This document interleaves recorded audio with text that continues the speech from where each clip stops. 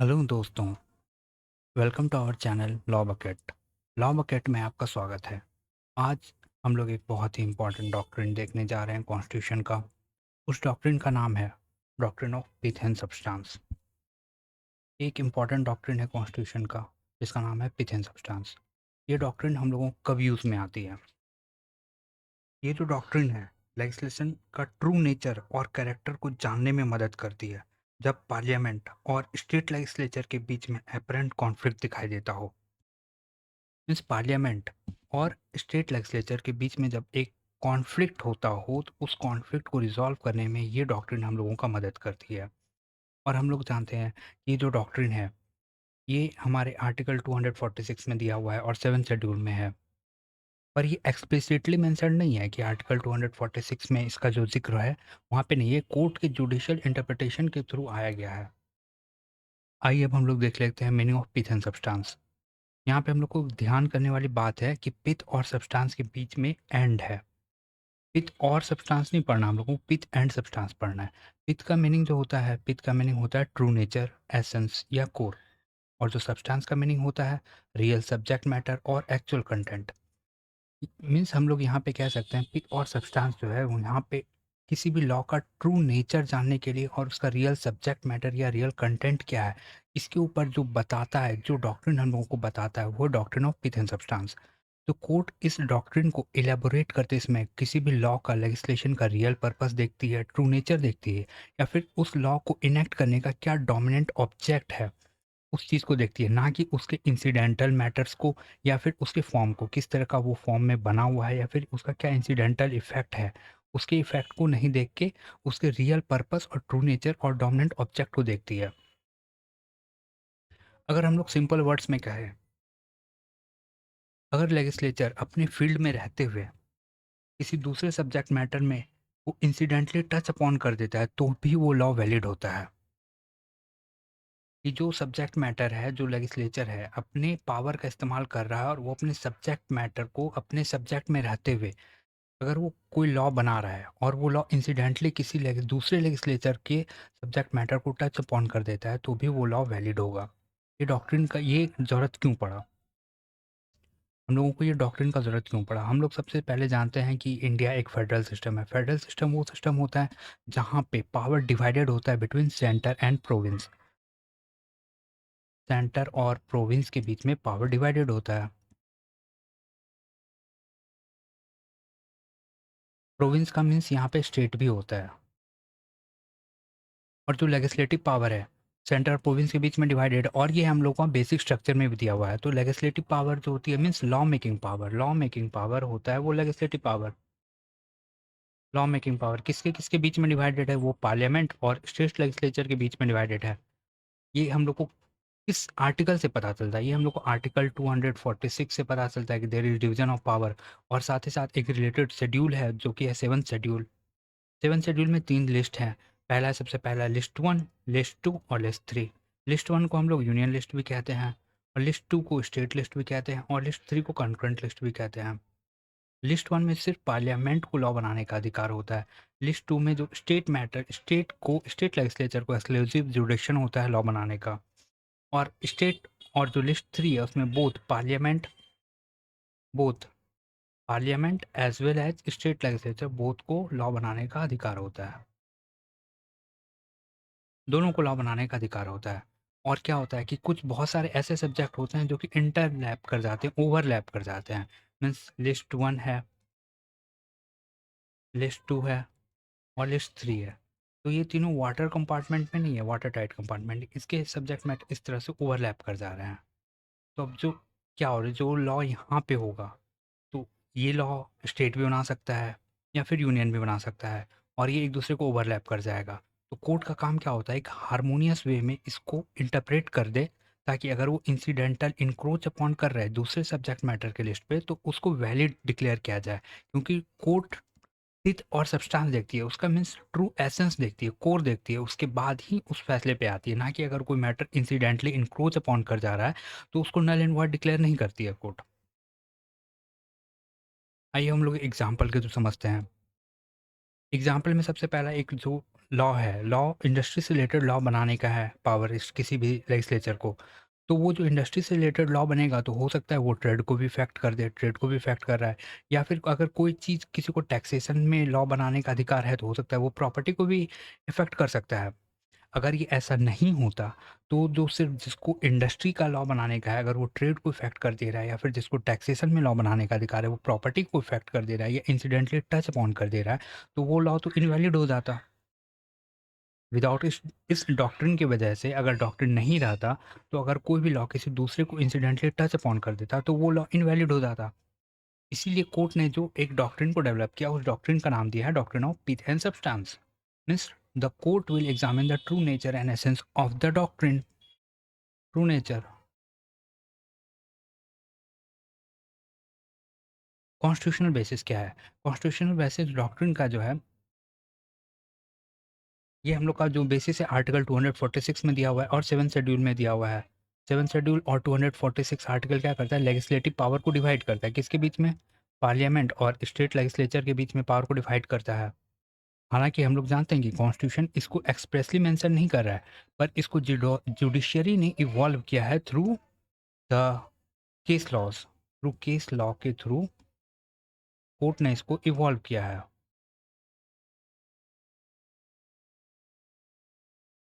अब कोर्ट के सामने जब मैटर आता है तो कोर्ट सबसे पहले पूछती है कि इस लेजिस्लेशन का ट्रू नेचर क्या है? जो लेजिस्लेशन है, जो लॉ का ट्रू पर्पस क्या है? ट्रू नेचर क्या है? मीन्स लॉ का वास्तविक स्वरूप क्या है? लॉ किस चीज़ के ऊपर है? और क्या जो लॉ बना हुआ है वो लिस्ट जितने भी हम लोग जैसे लिस्ट 1 है, लिस्ट 2 है, लिस्ट 3 है, तो उसके सब्जेक्ट मैटर होते हैं 1, 2, 3 ऐसे सब्जेक्ट मैटर है, तो वो किस सब्जेक्ट मैटर में लॉ फ़ॉल कर रहा है? इस सब्जेक्ट मैटर किस लिस्ट में फ़ॉल कर रहा है? क्या उस लिस्ट के ऊपर लॉ बनाने के लिए क्या वो लेजिस्लेचर कॉम्पिटेंट है? दूसरा तीसरा सवाल ये पूछती है, क्या उस सब्जेक्ट मैटर के ऊपर लॉ बनाने के लिए क्या वो लेजिस्लेचर कॉम्पिटेंट है? अगर हाँ, अगर वो लेजिस्लेचर कॉम्पिटेंट है और इंसिडेंटली इंक्रोच कर दे रही है दूसरे के लिस्ट के ऊपर, तो इसी ग्राउंड की वजह से उसको इनवैलिडेट नहीं कर दिया जाएगा। आइए हम लोग देखते हैं क्या इंसिडेंटल इंक्रोचमेंट। इंसिडेंटल इंक्रोचमेंट का होता है means accidental, unknowingly, without intention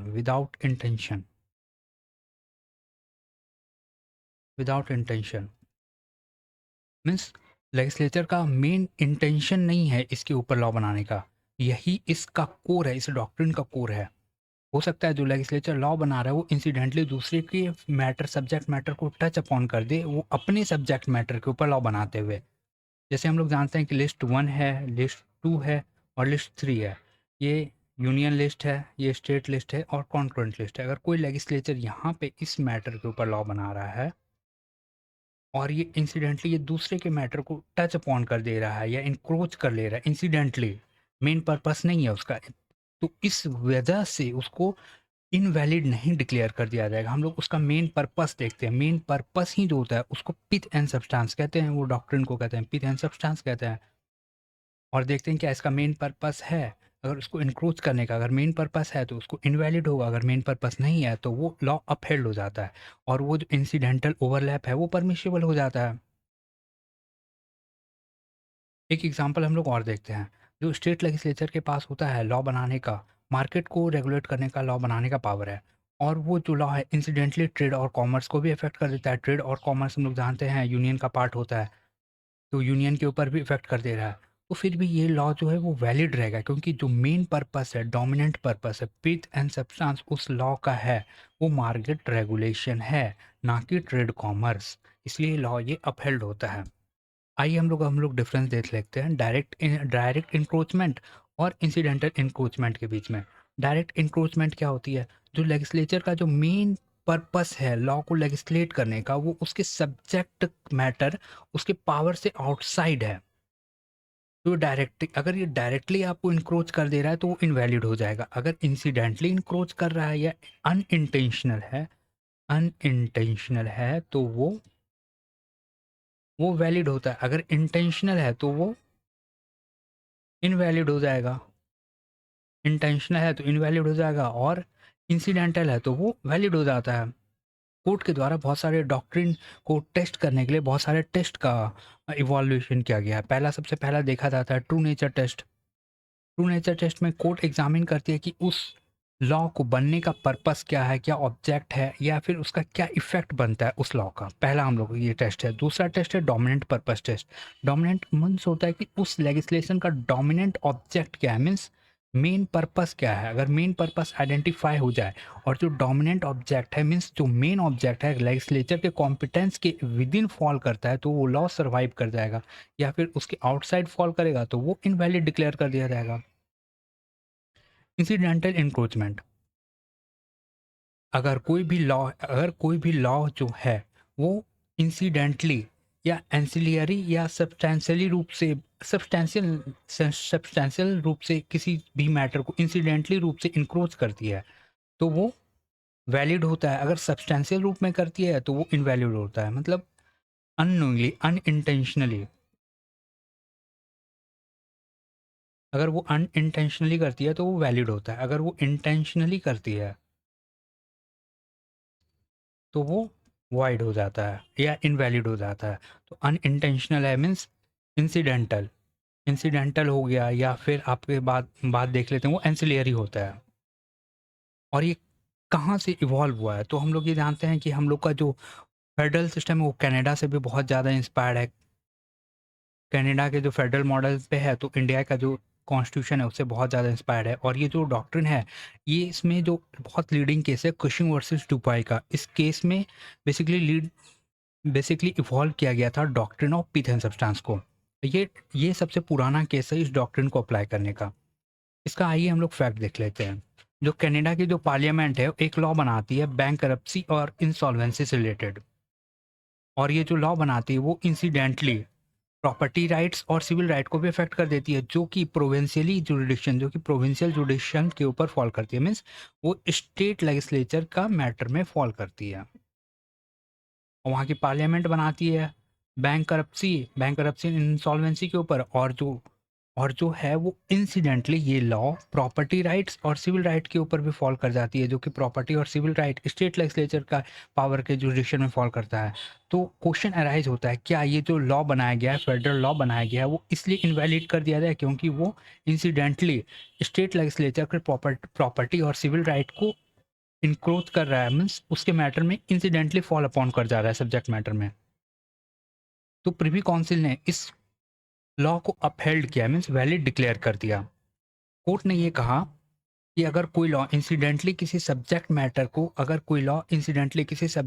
को टच अपॉन कर देता है जो कि उसके पावर के बियॉन्ड है, अपना लॉ को बनाते हुए जो अपने फील्ड में पावर में है, तो वो वैलिड होगा, इनवैलिड नहीं होगा।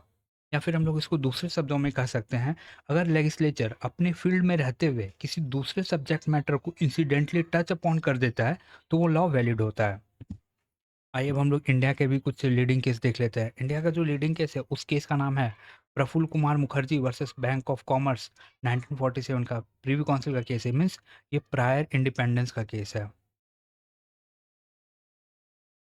प्रायर इंडिपेंडेंस का केस है। अब तो ये जो केस है इस केस के हम लोग को फैक्ट्स देख लेते हैं।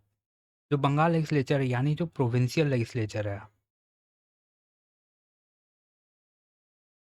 प्रोविंशियल लेजिस्लेचर है, वो बंगाल मनी लैंडर्स एक्ट 1940 को इनएक्ट करती है। उस एक्ट का पर्पस था मनी मनी लैंडर्स को रेगुलेट करना, और साथ ही साथ बोरोवर्स जो होते हैं, यानी जो बोरो करते हैं उसको मनी लैंडर के एक्सप्लॉयटेशन से बचाना। और साथ ही साथ जो एक्सेसिव इंटरेस्ट रेट है उस इंटरेस्ट रेट को कर्व डाउन करना। और जो रिलीफ है डेटर्स को, जो लोन लिए हुए हैं उसको रिलीफ प्रोवाइड करना। क्योंकि उस टाइम पे जो मनी लैंडर्स थे बहुत ही ज़्यादा एग्जॉर्बियंट रेट ऑफ इंटरेस्ट लगाते थे, जिसकी वजह से जो बोरोवर होते थे परपेचुअल इंटरेस्ट में दब जाते थे। मीन्स एक लोन को चुकाने के लिए, एक लोन वन एल1 को चुकाने के लिए लोन टू लेते थे, और लोन टू को चुकाने के लिए लोन थ्री लेते थे, और एक विशियस साइकिल बन जाता था। इसी साइकिल को ब्रेक डाउन करने के लिए बंगाल लेजिस्लेचर ने बंगाल मनी लेंडर्स एक्ट 1940 को इनेक्ट किया था। अब तो मेन डिस्प्यूट क्या होता है कि एक बोरोवर जो होता है एक लोन लेता है, और उस लोन को रिकवर कराने के लिए बैंक होती है वो सूट फाइल कर देती है, सूट इंस्टीट्यूट कर देती है। जो बोरोवर है, जो हमारा मेन बोरोवर है प्रफुल्ल कुमार मुखर्जी, वो बंगाल मनी लैंडर्स एक्ट के थ्रू वो प्रोटेक्शन क्लेम करता है और ये मैटर प्रीवी काउंसिल तक चली जाती है। बैंक का आर्गुमेंट क्या था कि बैंकिंग जो है फेडरल सब्जेक्ट है और फेडरल सब्जेक्ट के ऊपर सिर्फ फेडरल लेजिस्लेचर ही लॉ बना सकती है। और ये जो बंगाल एक्ट है ये बैंकिंग ट्रांजैक्शन को अफेक्ट कर रहा है। तो इसके लिए जो प्रोविंस का जो है इनडायरेक्ट लेजिस्लेशन बना रहा है, जो प्रोविंशियल लेजिस्लेचर के पास पावर नहीं है उसके ऊपर वो इनडायरेक्टली लेजिस्लेट कर रहा है। तो इसलिए इस एक्ट को इनवैलिड डिक्लेयर कर देना चाहिए, क्योंकि वो जो बैंकिंग है वो फेडरलिस्ट का मैटर है, पर उसके ऊपर जो प्रोविंस है वो लॉ बना दे रहा है, इसलिए इस लॉ को या इस एक्ट को इनवैलिड डिक्लेयर करना चाहिए। तो मेन कॉन्स्टिट्यूशनल क्वेश्चन इसमें ये अराइज होता है, क्या ये जो प्रोविंशियल लॉ बनाया गया है बंगाल लेजिस्लेचर के द्वारा उसको इसलिए इनवैलिड डिक्लेयर कर देना चाहिए कि वो इंसिडेंटली अफेक्ट कर रहा है एक फेडरल सब्जेक्ट मैटर को, या फिर कोर्ट को उस लेजिस्लेशन का ट्रू नेचर देखना चाहिए, उस लेजिस्लेचर का पिथ एंड सब्सटेंस को देखने का जरूरत है। तो कोर्ट का फाइंडिंग क्या होता है? कोर्ट इस मैटर में कंक्लूजन पे पहुंचती है कि जो act in pith and substance means in its reality एक मनी लैंडिंग एक्ट बनाई है, जिसका मनी लैंडिंग जो है प्रोविंशियल सब्जेक्ट मैटर पे है, प्रोविंशियल सब्जेक्ट मैटर पे फॉल करता है, तो प्रोविंशियल लेजिस्लेचर उस पर लॉ बना सकती है। मीन्स प्रोविंशियल लेजिस्लेचर को एक लेजिस्लेटिव कॉम्पिटेंस है।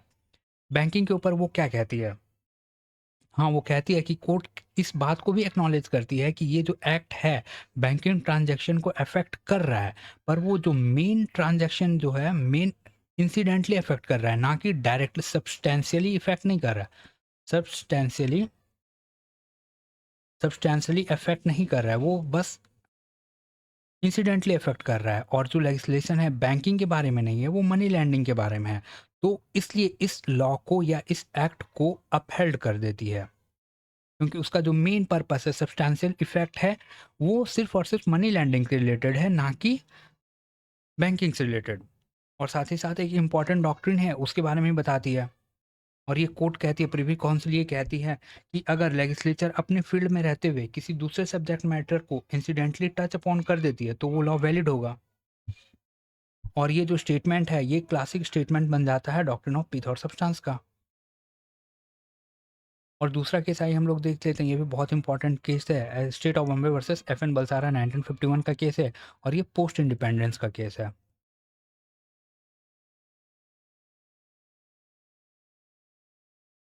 पोस्ट इंडिपेंडेंस में ये डॉक्ट्रिन ऑफ पिथ और सब्सटेंस रिलेटेड बहुत इंपॉर्टेंट केस है। इस केस का चाहिए हम लोग फैक्ट देख लेते हैं। जो बॉम्बे उस समय स्टेट ऑफ बॉम्बे हुआ करती थी, तो स्टेट ऑफ बॉम्बे ने एक एक्ट को इनेक्ट किया, एक एक्ट को लाया जिसका नाम था बॉम्बे प्रोविजन एक्ट 1949। और उन्होंने क्या किया, लिकर के मैन्युफैक्चर पे, उसके सेल पे, उसके पोजीशन पे, उसके कंजप्शन पे, ट्रांसपोर्ट और परचेज के ऊपर पूरी तरह से बैन लगा दिया। और बैन लगाने का पर्पस था कि पब्लिक हेल्थ को इम्प्रूव किया जा सके। हमारे यहाँ जो केस में है, जो aggrieved party F N Balsara इस कोर्ट में जाके इस मैटर को चैलेंज करती है बहुत सारे ग्राउंड पे। सबसे पहला इंपॉर्टेंट मैटर पे वो चैलेंज करती है, ये जो एक्ट है इम्पोर्ट और एक्सपोर्ट को भी टच अपॉन कर दे रहा है, क्योंकि जो इम्पोर्ट और एक्सपोर्ट है वो तो यूनियन का पार्ट है, यूनियन का लेजिस्लेटिव कॉम्पिटेंस के अंदर आता है, जिसके ऊपर बॉम्बे लेजिस्लेचर ने अपना लॉ इनेक्ट किया हुआ है। तो इसलिए बॉम्बे लेजिस्लेचर का ये एक्ट अपने पावर को एक्सीड कर रहा है। अब कोर्ट के सामने एक मैटर आता है, तो कोर्ट सबसे पहले ये डिसाइड करती है, तो क्या बॉम्बे प्रोहिबिशन एक्ट का क्या मेन पिथ एंड सब्सटेंस है, क्या ये इंपोर्ट एक्सपोर्ट पे लॉ बना हुआ है या फिर इंटॉक्सिकेटिंग सब्सटेंस मीन्स लिकर के कंट्रोल के ऊपर बना हुआ है। तो कोर्ट ने इसके ऊपर डॉक्ट्रिन ऑफ पिथ और सब्सटेंस का अप्लाई किया, और कोर्ट इस कंक्लूजन पे पहुंचती है कि रियल ऑब्जेक्ट इसका पर्पस ये है कि वो बॉम्बे प्रोहिबिशन एक्ट का पर्पस ये है कि prohibition of intoxicating liquor with in the state means liquor के प्रोहिबिशन के लिए बना है ये एक्ट, और ये इंपोर्ट और एक्सपोर्ट से रिलेटेड नहीं है। हालांकि ये मैटर, ये जो एक्ट है वो इंसिडेंटली इंपोर्ट और एक्सपोर्ट के ऊपर टच अपॉन कर दे रहा है, जो कि उसका एसेंशियल कैरेक्टर है भी नहीं।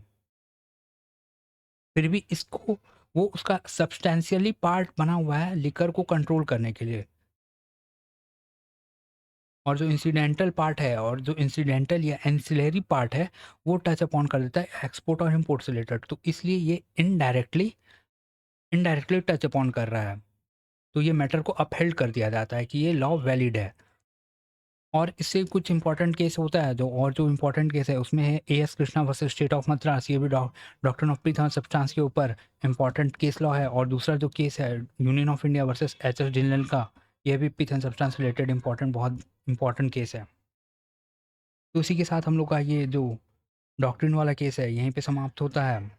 और वीडियो में बने रहने के लिए आप लोगों का बहुत बहुत धन्यवाद।